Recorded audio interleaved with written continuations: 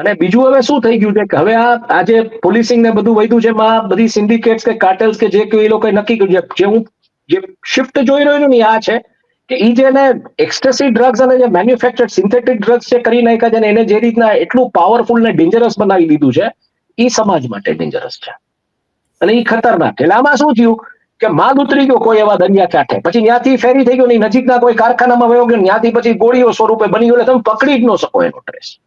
અને આ ખતરનાક છે. તમે જે વાત કરી ને કે ભાઈ માણસોની ક્યારે ચાકરી છટકે છે, શું થાય છે, એ આ છે ને આ ખતરનાક છે. અને આ ઝોમ્બી તરફ પંજાબ તમે જુઓ, ક્લાસિક એક્ઝામ્પલ છે. ઉડતા પંજાબ તમે ફિલ્મ જુઓ, કયા પ્રકારની બનાવી છે અનુરાગ કશ્યપ. એ એક્ઝામ્પલ છે કે કઈ દિશામાં આ બધું જઈ રહ્યું છે.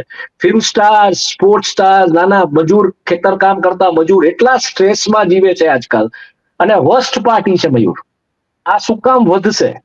હું as a business journalist again કહી રહ્યો છું, કારણ કે નોકરીઓ નથી, મોંઘવારી છે. આ પરિસ્થિતિમાં આ સ્ટ્રેસ સહન કરવા માટે નોકરી નહીં હા, હોય, પણ મોંઘવારી. એટલે એમાં ઈ શોષણની ઇકોનોમી આખી ચાલુ થશે. એમાં જ શોષણની ઇકોનોમી આખી ચાલુ થશે, જેની